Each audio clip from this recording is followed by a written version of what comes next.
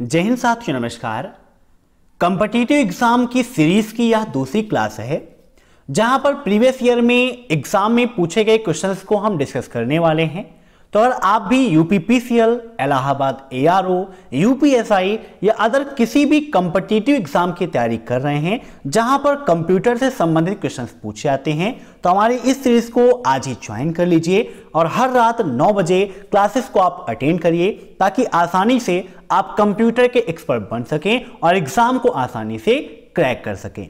साथ ही साथ एग्जाम से पहले आप हमारी महामैराथन क्लास को भी देखिएगा जो सभी कॉम्पिटिटिव एग्जाम के लिए काफी ज्यादा इंपॉर्टेंट है और वीडियो के नीचे 2000 क्वेश्चंस की पीडीएफ की लिंक दी है, वो भी आपके एग्जाम में काफी हेल्प आपकी करेगी। तो वहां से भी आप उसको डाउनलोड करके अपनी तैयारी को बेहतर बना सकते हैं। तो टाइम वेस्ट ना करते हुए चलिए शुरू करते हैं आज की ये क्लास, क्योंकि सीधी बात नो बकवास, यही है अभय एक्सेल की class. Let's begin in this topic.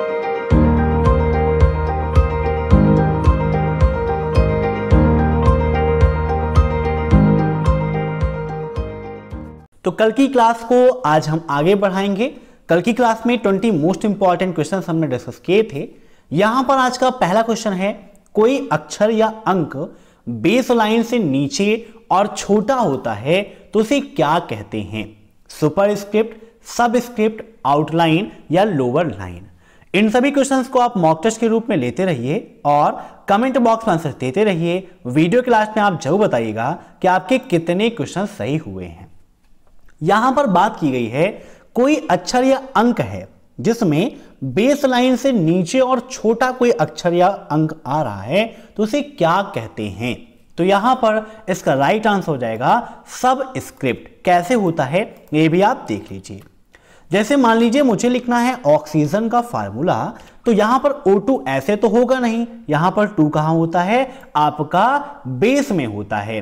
तो इसके लिए यहां पर क्या है, ये देखिए आपका सुपरस्क्रिप्ट और सबस्क्रिप्ट का ऑप्शन है। यहां पर हम इस पे क्लिक कर देंगे तो यहां पर देखिए आपका बेस में हो गया।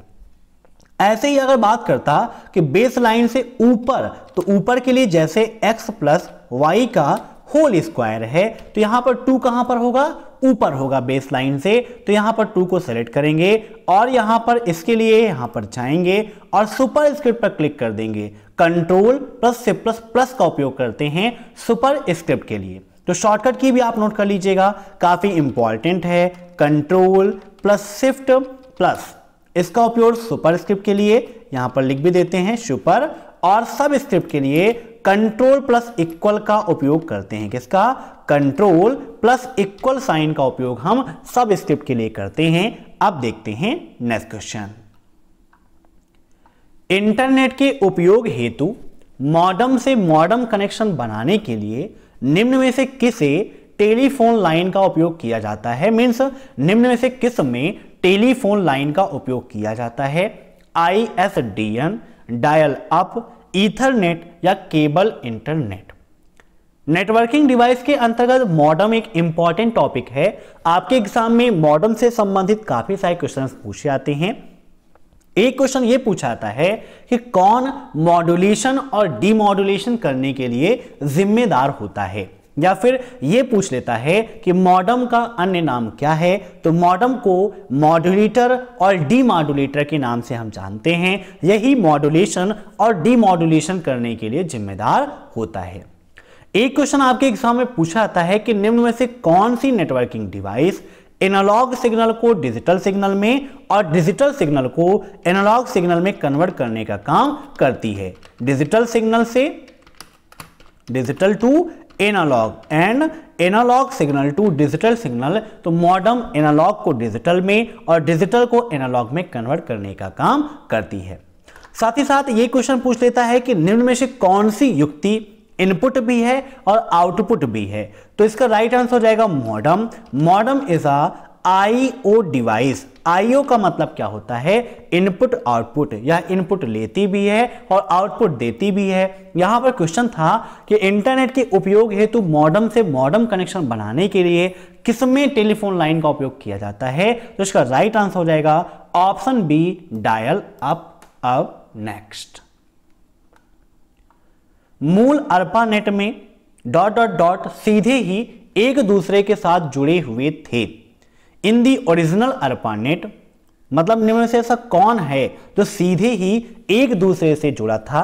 IMPS, होस्ट कंप्यूटर, नेटवर्क या फिर राउटर्स? बताइए। यहां पर जो IMPS है, यस इसमें देखिए थोड़ा सा बेस में है। ये IMPS इमीडिएट पेमेंट सर्विस वाला नहीं है, ये मैसेज प्रोवाइडर वाला है आपका IMPS। तो यहां पर इसका राइट आंसर हो जाएगा ऑप्शन फर्स्ट IMP। ठीक है, अब नेक्स्ट, डॉक्यूमेंट के किस विकल्प द्वारा पेज मार्जिन और पेज साइज को बदला जा सकता है? Which option of the document can change the page size and margin? बताइए क्या होगा इसका right answer? Page setup, tools, view या फिर रिव्यू। जब आप MS वर्ड का उपयोग करते हैं तो वहां पर आपको ऑप्शन मिल जाता है पेज लेआउट का। पेज लेआउट के अंतर्गत पेज सेटअप का ऑप्शन आपको मिलता है, जहां से आप पेज की साइज और पेज की मार्जिन दोनों का उपयोग कर लेते हैं, दोनों को फिट कर लेते हैं, कस्टमाइज कर लेते हैं। तो यहां पर इसका राइट आंसर हो जाएगा ऑप्शन फर्स्ट पेज सेटअप। ठीक है ना, नोट कर लीजिएगा, काफी इंपॉर्टेंट है। अब नेक्स्ट, विफलता की आवृत्ति और विफलता के बाद नेटवर्क पुनर्प्राप्ति समय एक नेटवर्क के ... के उपाय हैं। Frequency of failure and network recovery time after a failure are measure of the ... of a network. Performance, ability, security या फिर फिजिबिलिटी? बताइए क्या होगा इसका राइट आंसर? काफी इंपॉर्टेंट क्वेश्चन है, एग्जाम में आपके नेटवर्किंग से संबंधित काफी सारे क्वेश्चंस पूछे जाते हैं। तो फटाफट आप लोग कमेंट करके बताइए इसका राइट आंसर क्या हो जाएगा। नेक्स्ट क्वेश्चन है, राइटर में डिफॉल्ट साइज क्या होती है? 2 कॉलम 2 रो, 5 कॉलम 5 रो, 3 कॉलम 3 रो या 4 कॉलम 4 रो? देखिए एग्जाम में ओ लेवल बेस्ड क्वेश्चन आते हैं। ओ लेवल में पहले MS वर्ड था, अभी प्रेजेंट टाइम पर लिब्रे ऑफिस है। तो आपको MS Word, Excel, PowerPoint के साथ साथ लिब्रे ऑफिस को भी देखना पड़ेगा, क्योंकि हो सकता है आपके एग्जाम में उसमें से भी क्वेश्चंस आ जाएं। तो यहां पर कहा गया है कि राइटर में डिफॉल्ट टेबल साइज क्या होती है? तो डिफॉल्ट टेबल साइज का मतलब हो गया कि जब टेबल को इंसर्ट करते हैं तो वहां पर बाय डिफॉल्ट में कितने रो और कॉलम होते हैं। तो यहां पर देखिए राइटर ओपन है, जब यहां पर हम जाते हैं टेबल पर तो पहला ऑप्शन मिलता है इंसर्ट टेबल का, जिसकी शॉर्टकट की होती है Ctrl+F12। यहां पर क्लिक कर देते हैं तो देखिए जर्नल में दिया गया है, पहला है टेबल नेम, दूसरा है कॉलम एंड रो, है ना। तो कॉलम की संख्या कितनी यहां पर 2 है और रो की संख्या भी कितनी है 2 है। मींस बाय डिफॉल्ट जो साइज है वो 2 और 2 की होती है। आप इंक्रीज करना चाहो तो इंक्रीज भी कर सकते हो। तो बाय डिफॉल्ट की यहां पर बात की गई है, तो बाय डिफॉल्ट 2 कॉलम और 2 रो यहां पर होते हैं। तो यहां पर इसका राइट आंसर क्या हो जाएगा? 2 कॉलम एंड 2 रो। अब नेक्स्ट, कई सेलों का सेल बनाने के लिए किस कमांड का उपयोग करते हैं? Which command is used to make a cell of many cells? बताइए क्या होगा इसका right answer? Merge cell, split table, split cell या फिर A और C दोनों? बताइए क्या हो जाएगा इसका राइट आंसर? तो यहां पर देखिए जैसे हम नया डॉक्यूमेंट ओपन कर लेते हैं, यहां पर न्यू डॉक्यूमेंट ओपन करके जब आप जाओगे इंसर्ट मेनू में तो यहां पर आपको मिलता है टेबल का ऑप्शन। जूम कर लेते हैं ताकि आपको क्लियरली दिखाई दे। यहां पर इसके साइज को थोड़ा सा हम और इंक्रीज कर लेते हैं, ठीक है ना। तो यहां पर इंसर्ट में जाएंगे, टेबल पे जाएंगे, यहां से हम एक टेबल को इंसर्ट कर लेते हैं। यहां पर हमारी टेबल इंसर्ट हो चुकी है। अब टेबल में देखिए कई सारे आपके कॉलम हैं, कई सारे सेल्स हैं आपके। अगर आप ये चाहते हैं कि यहां पर ये जो सेल्स हैं ये एक हो जाएं तो इसके लिए क्या करना पड़ेगा? यहां पर डिजाइन के बाद लेआउट का ऑप्शन आपको मिलता है, जहां पर मर्ज सेल का ऑप्शन मिलता है। यहां पर मर्ज सेल पर हम क्लिक कर देंगे तो आप देख सकते हैं ये सारे सेल जो हैं एक में हो गए। ऐसे ही अगर मान लीजिए हमें इन सभी सेलों को एक सेल में करना है, जितना हमने सेलेक्ट किया है तो सेलेक्ट कर लिया, मर्ज सेल पर क्लिक कर देंगे तो सभी क्या है एक सेल में कन्वर्ट हो गए। तो इस प्रकार से आप क्या कर सकते हैं, कई सेलों को एक सेल में मिला सकते हैं। किस ऑप्शन की मदद से? तो यहां पर मर्ज सेल की मदद से। Option first is right. अब नेक्स्ट, MS Excel 2016 में, MS Excel 2016 में किसी करेंट रो को सेलेक्ट करने की शॉर्टकट कई कौन सी है?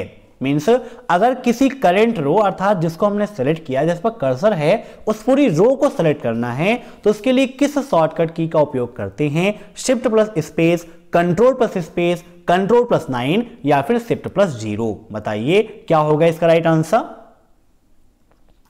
तो यहां पर देखिए जैसे हमने एक्सेल को ओपन कर लिया, यहां पर ओपन करके दिखाते हैं ताकि आसानी से आप क्लियर कर सकें।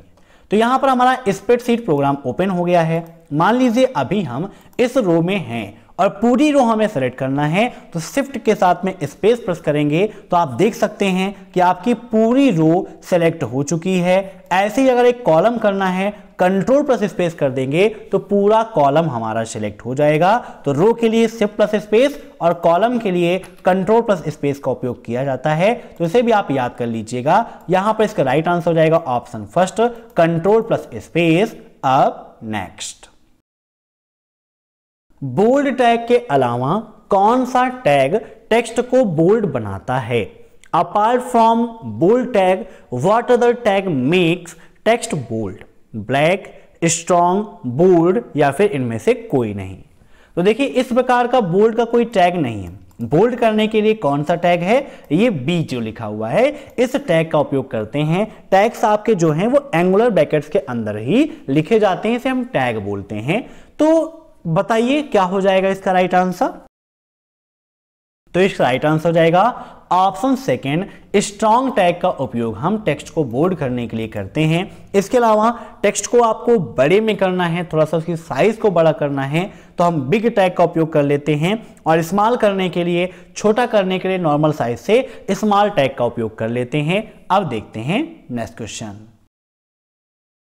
डेटा सूची को वर्णानुसार व अंकों के आधार पर कमांड से व्यवस्थित करते हैं। मीन्स निम्न में से किस कमांड के द्वारा किसी डेटा सूची को हम अक्षरों के अनुसार या फिर नंबर के अनुसार व्यवस्थित करने का काम करते हैं? शॉर्ट, फार्मूला, गाइडलाइन या फिर ए और सी दोनों? बताइए क्या होगा इसका राइट आंसर। तो यहां पर इसका राइट आंसर हो जाएगा आपका ऑप्शन फर्स्ट। ठीक है ना, नोट कर लीजिएगा, काफी इंपॉर्टेंट है। सॉर्ट ऑप्शन के द्वारा हम क्या कर सकते हैं? वर्डों को या अंकों को व्यवस्थित कर सकते हैं। जब आप उपयोग करते हैं MS वर्ड का या फिर आप उपयोग करते हैं एक्सेल का, तो वहां पर डाटा को शॉर्ट एंड फिल्टर करने का ऑप्शन मिलता है, जिससे हम डाटा को अपने अकॉर्डिंग कस्टमाइज कर लेते हैं। अब नेक्स्ट, निम्न में से कौन सा शब्द बौद्धिक संपदा अधिकार में शामिल है? The term intellectual property right covers copyrights, know how, trade dress या फिर ऑल ऑफ द अबव। बौद्धिक संपदा का अधिकार मीन्स एक हिसाब से आप देखें तो प्रॉपर्टी जो आपको अधिकार मिलता है उसे ही बोलते हैं बौद्धिक संपदा का अधिकार। मीन्स जो आपकी चीज है वो आपसे पूछे बिना दूसरा कोई नहीं ले सकता है। वैसे ही आप देखें तो डिजिटल दुनिया में कॉपीराइट का उपयोग किया जाता है। कॉपीराइट शब्द बौद्धिक संपदा के अधिकार में शामिल है। जैसे मान लीजिए हमारी PDF है वो कॉपीराइट युक्त है, मीन्स बिना मेरी परमिशन के आप उसके कंटेंट को कॉपी नहीं कर सकते, बिना अनुमति के आप शेयर नहीं कर सकते हैं। अगर आप ऐसा करते हैं और जो सामने वाला ऑनर है जब चाहे आपके ऊपर कॉपीराइट का केस लगा सकता है और इसमें आपको सजा भी हो सकती है। तो बौद्धिक संपदा अधिकार में कॉपीराइट शब्द इसमें से शामिल है। Option first is right. अब नेक्स्ट, MS वर्ड में थीसिस टूल्स का उपयोग किस कार्य हेतु किया जाता है? Synonyms and antonyms word, grammar option, spelling suggestion या ऑल ऑफ द अबव? बताइए क्या होगा इसका राइट आंसर। तो MS वर्ड में थीसिस का जो ऑप्शन है ये सिनोनिम्स और एंटोनिम्स वर्ड के लिए उपयोग किए जाते हैं। Option first is right. अब नेक्स्ट, निम्न में से अमेरिकी मानक के आधार पर OCR फॉन्ट कौन सी है? बताइए। तो बताइए निम्न में से कौन सी OCR फॉन्ट है जो अमेरिकी मानक के आधार पर है? Which of the following is the OCR font on an American standard? OCR C, OCR A, OCR B and OCR C या ओनली OCR B? बताइए क्या होगा इसका राइट आंसर। तो इसका राइट आंसर हो जाएगा OCR A। ठीक है, ये अमेरिकी मानक के आधार पर OCR फॉन्ट होती है। अब नेक्स्ट, एक्सेल विंडो को कौन सा क्षेत्र मान और नियम सूत्र को इंटर करता है? हिंदी के बाद इंग्लिश भी आप पढ़ लिया करिए। Which area of the Excel window interest the value and the rule formula? Means जो भी आप वैल्यू लिखते हैं, जो भी फार्मूलाज आप लगाते हैं, वो कौन सा क्षेत्र है जो उसको इंटर करने का काम करता है? Title bar, menu bar, formula बार या स्टैंडर्ड टूल बार? तो यहां पर इसका राइट आंसर हो जाएगा option C, formula bar. Formula bar में ही आपको सारी वैल्यूज दिखाई देती हैं। जैसे यहां पर हम ओपन कर लेते हैं माइक्रोसॉफ्ट एक्सेल। माइक्रोसॉफ्ट एक्सेल में फार्मूला बार कहां होता है यह भी आपको जान लेना चाहिए, क्योंकि एग्जाम में पूछा जाता है। नेम बॉक्स क्या होता है यह भी आपको जान लेना चाहिए। रो और कॉलम कितनी होती है यह भी आप देख लीजिए। जूम कर लेते हैं। यहां पर जैसे हमने लिखा अभी अभय, है ना, एक्सेल कंप्यूटर। अब देखिए हम अभय एक्सेल कंप्यूटर यहां पर लिख रहे हैं तो फार्मूला बार में ये वैल्यू भी इनपुट हो रही है। अगर हम किसी प्रकार की कोई चेंजिंग करते, जैसे यहां से हमने कंप्यूटर हटा दिया तो देखिए वहां से भी आपका कंप्यूटर रिमूव हो गया। तो एक क्वेश्चन पूछा भी जाता है कि किसी सेल में एडिट करना है तो क्या फार्मूला बार से हम एडिट कर सकते हैं? तो जी हाँ, बिल्कुल सही है, फार्मूला बार से आप सेल को एडिट भी कर सकते हो। ये आपका नेम बॉक्स होता है। नेम बॉक्स में आपका सेल एड्रेस दिखाई देता है और सेल एड्रेस आपका कॉलम नंबर और रो नंबर से मिलकर बना होता है। कितनी रो होती हैं? तो 10,48,576 होती हैं। कॉलम कितने होते हैं? 16,384 कॉलम आपके होते हैं। नोट कर लीजिएगा, काफी इंपॉर्टेंट है। और रो 10,48,576 होती हैं। ठीक है ना, काफी इंपॉर्टेंट क्वेश्चन है आपका। अब नेक्स्ट, बैंक में चेक व ड्राफ्ट में निम्न में से किसका प्रयोग किया जा रहा है? बार कोड का, MICR का, OMR का या फिर UPC का? बताइए। बैंक में चेक व ड्राफ्ट में निम्न में से किसका उपयोग होता है? तो बैंक में चेक और ड्राफ्टों में MICR का उपयोग किया जाता है। अब एग्जाम में आपके MICR का फुल फॉर्म भी पूछा जाता है, OMR का फुल फॉर्म भी पूछा जाता है। तो MICR का फुल फॉर्म आप नोट कर लीजिएगा, मैग्नेटिक इंक कैरेक्टर रीडर या मैग्नेटिक इंक कैरेक्टर रिकॉग्नाइजेशन होता है MICR का फुल फॉर्म। वैसे ही OMR का फुल फॉर्म क्या होता है? एक क्वेश्चन ये पूछ लेता है कि एग्जामिनेशन में उत्तर पुस्तिका में किसका उपयोग किया जाता है? तो OMR सीट का उपयोग किया जाता है। OMR का full form optical mark reader या ऑप्टिकल मार्क रिकॉग्नाइजेशन भी होता है। R रीडर और रिकॉग्नाइजेशन दोनों को रिप्रेजेंट करता है। कहीं कहीं आपको रीडर मिलता है, कहीं कहीं रिकॉग्नाइजेशन मिलता है, तो दोनों सही है, कोई दिक्कत नहीं है। OMR आपको अधिकतर ऑप्टिकल मार्क रीडर ही मिलता है।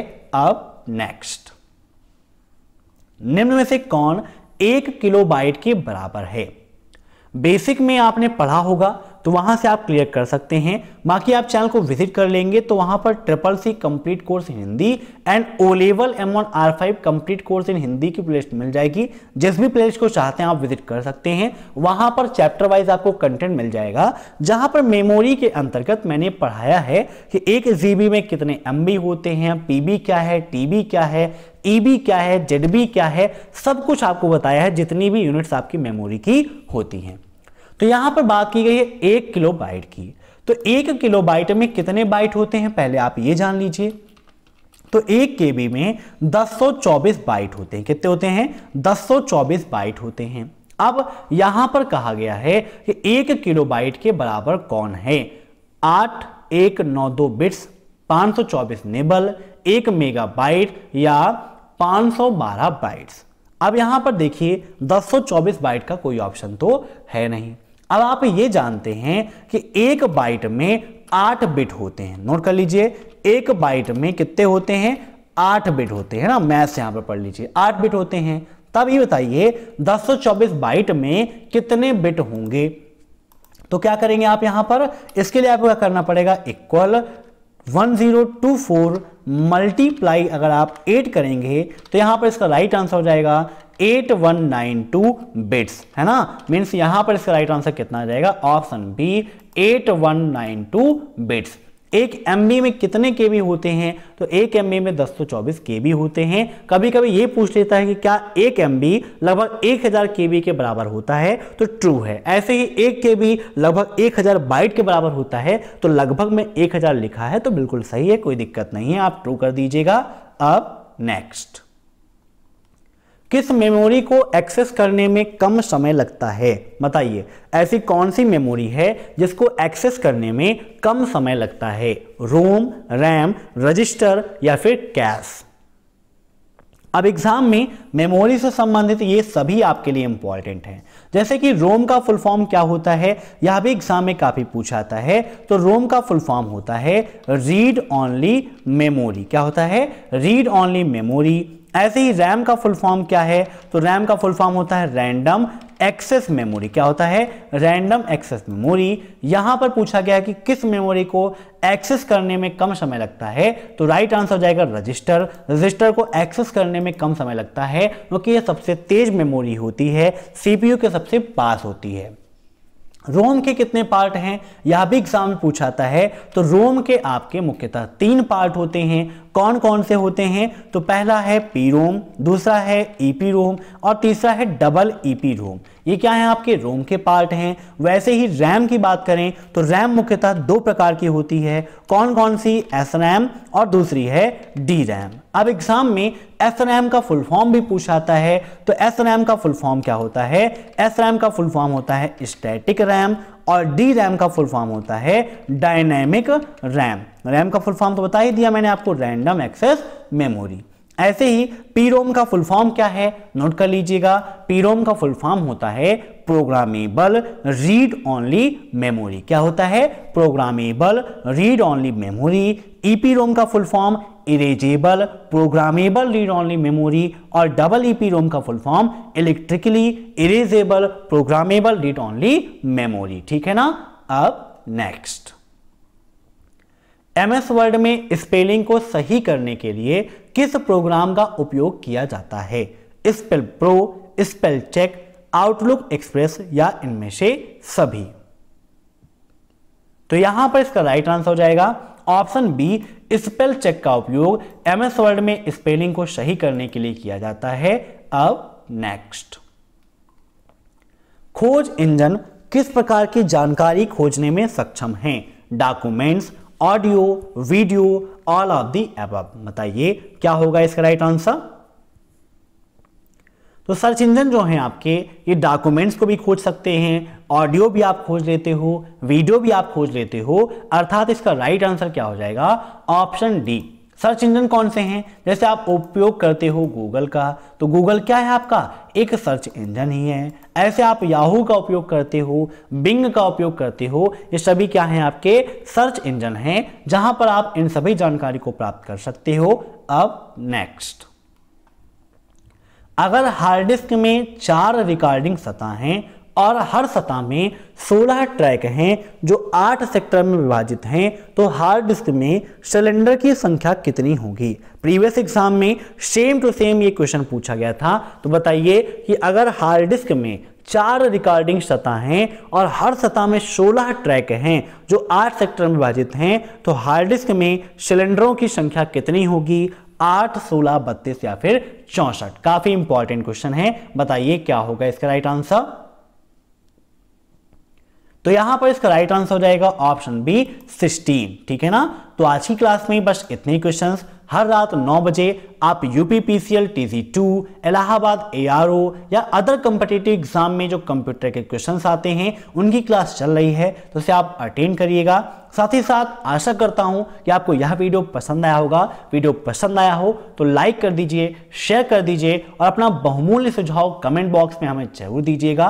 और चैनल पर नए हैं तो चैनल से जुड़ने के लिए चैनल को सब्सक्राइब कर लीजिए। साथ ही बगल में जो बेल आइकन है उसे भी प्रेस कर लीजिए ताकि टाइम टू टाइम आपको ये सब कुछ मिलता रहे जो चैनल पर अपडेट होता है। Thanks for watching my video. फिर मिलते हैं नेक्स्ट क्लास में, तब तक के लिए बाय बाय।